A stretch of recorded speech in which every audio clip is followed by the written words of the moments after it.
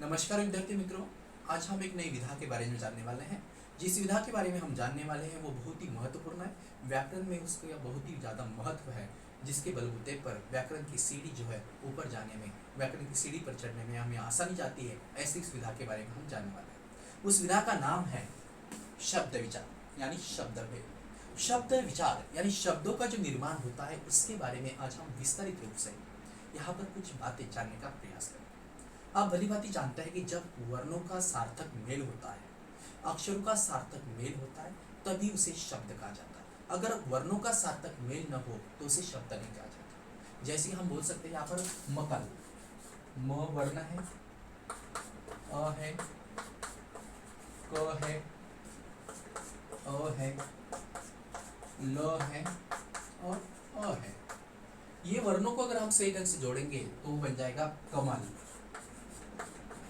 अगर इन्हीं वर्णों को फिर से जोड़ने का प्रयास करेंगे तो मकल भी बन सकता है, मकल। लेकिन देखा जाए तो यहाँ पर ये वर्णों का जो मेल हुआ है, ये वर्णों का मेल सटीक हुआ है, सार्थक रूप से हुआ है, इसलिए ये शब्द बन गया। लेकिन ये जो शब्द है ये शब्द न बनते हुए ये निरर्थक शब्द बन गया। ये सार्थक शब्द है, ये निरर्थक। ये निरर्थक इसलिए बन गया क्योंकि वर्णों का सार्थक मेल यहाँ पर नहीं हुआ।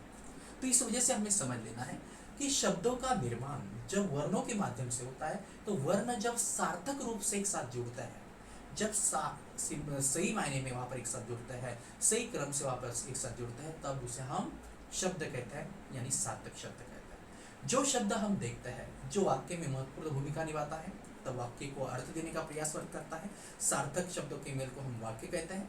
और यही सार्थक शब्द जब वाक्य में प्रयोग किया जाता है तो उसे पद भी कहा जाता है। ये भी आपको भली भांति पता है। तो ये जो शब्द है, ये शब्दों का जो निर्माण हुआ है, शब्द जो बने हैं, ये चार अलग अलग पैमाने पर बने हैं।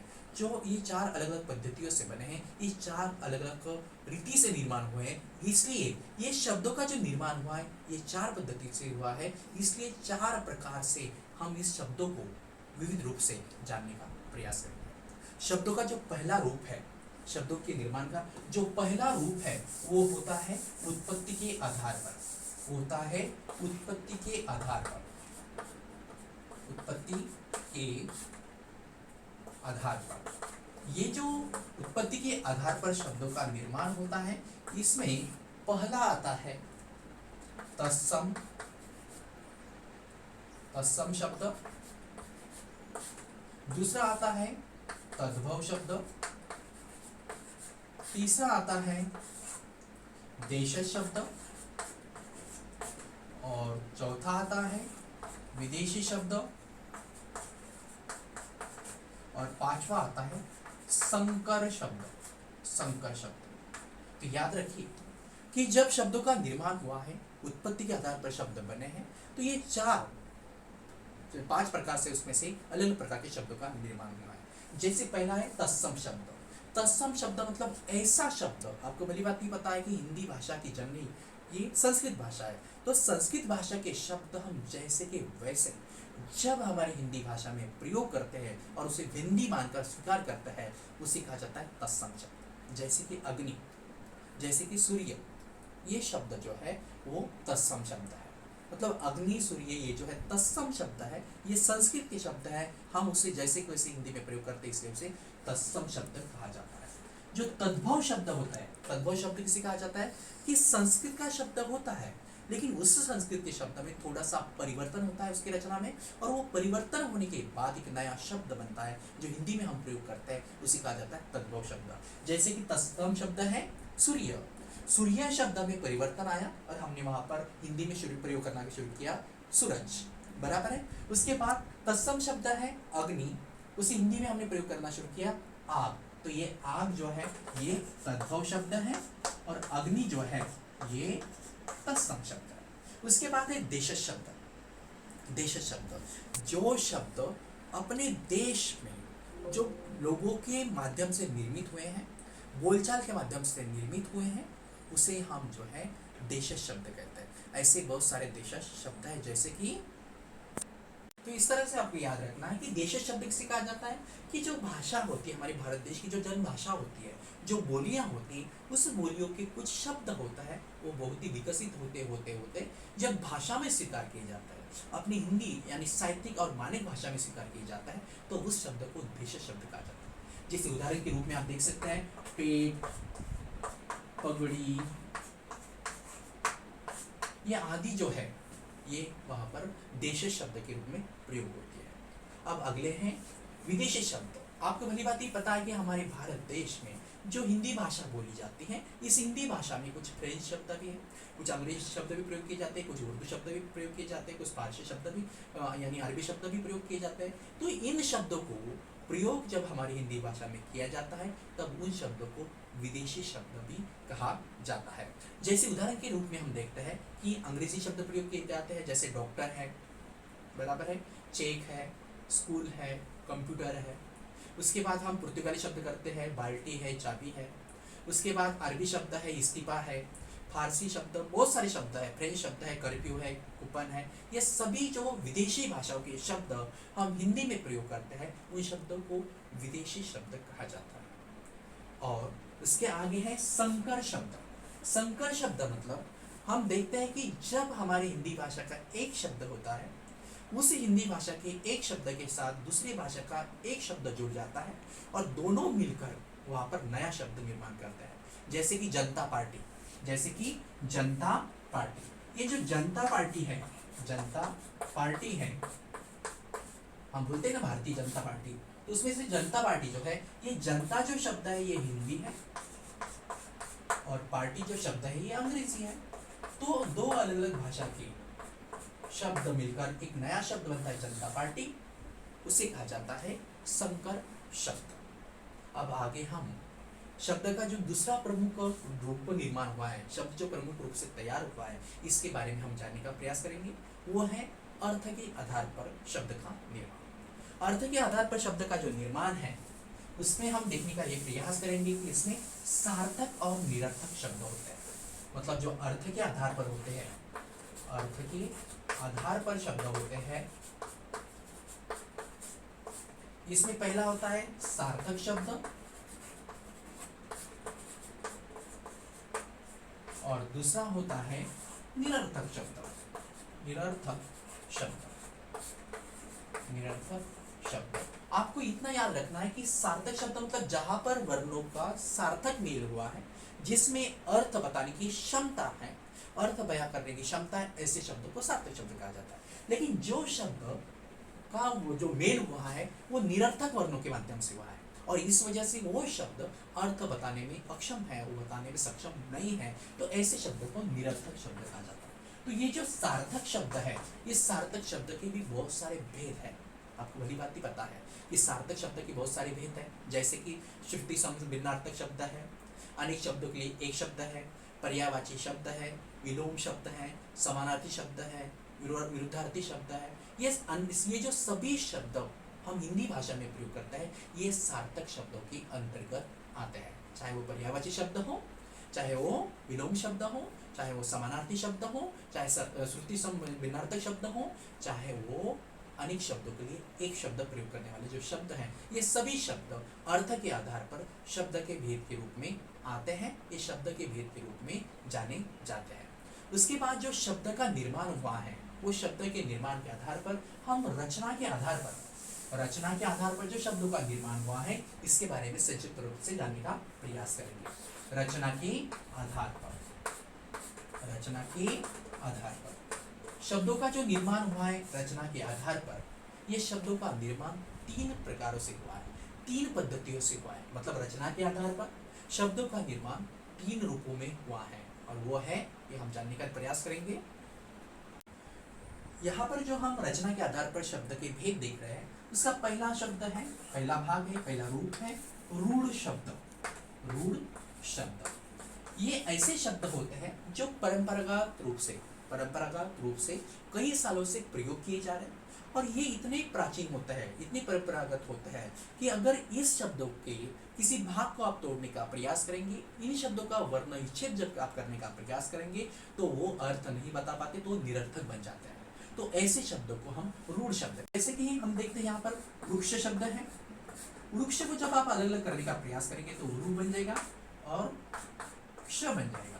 तो आप देखेंगे कि अगर इसका हमने वर्ण विच्छेद किया है तो ये ना ये अर्थ बताने में सक्षम है ना ये अर्थ बताने में सक्षम है, तो ये अर्थहीन हो जाता है, निरर्थक हो जाता है। तो जब परंपरागत शब्द होता है वो जब उसे तोड़ा जाता है, उसका वर्ण विच्छेद किया जाता है, अगर वो अर्थ बताने में सक्षम नहीं है तो ऐसे शब्द को हम कहते हैं रूढ़ शब्द। अगला जो शब्द का भेद है वो है यौगिक शब्द। यौगिक शब्द,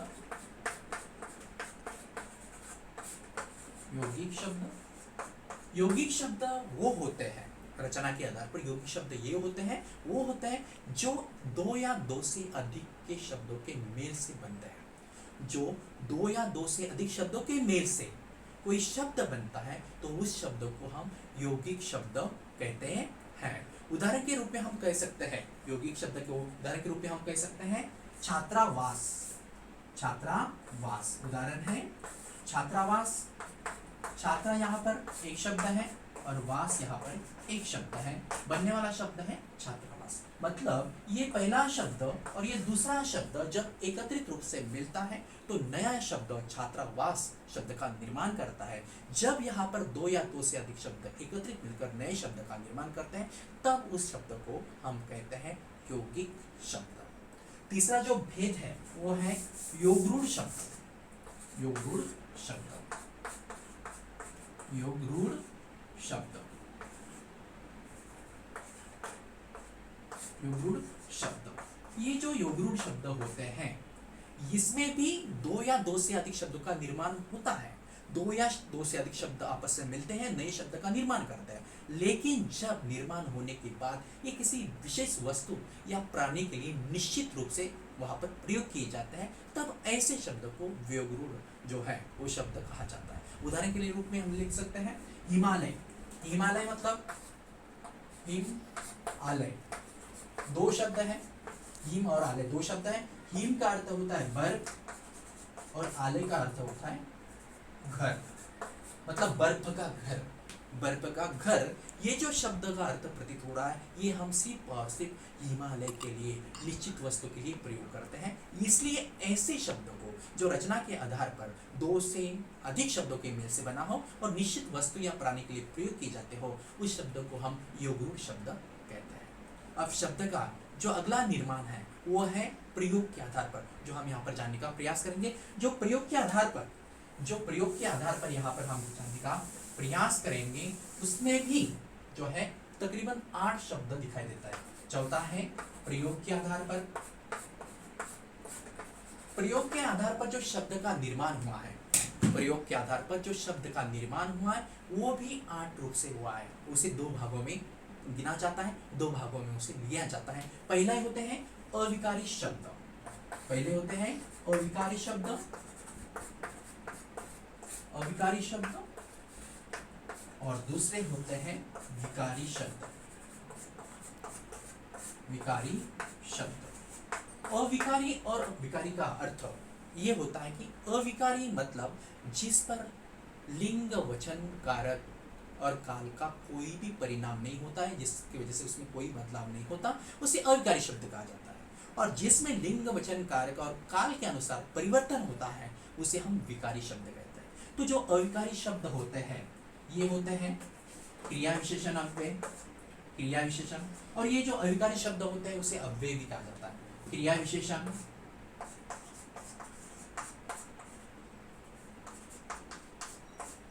दूसरा होता है संबंध बोधक,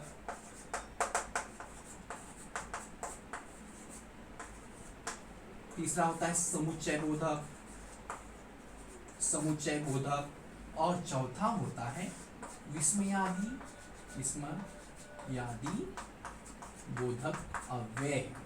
ये चार जो है ये अविकारी शब्द होते हैं। और जो विकारी शब्द होते हैं उसमें होता है संज्ञा, सर्वनाम, विशेषण और क्रिया,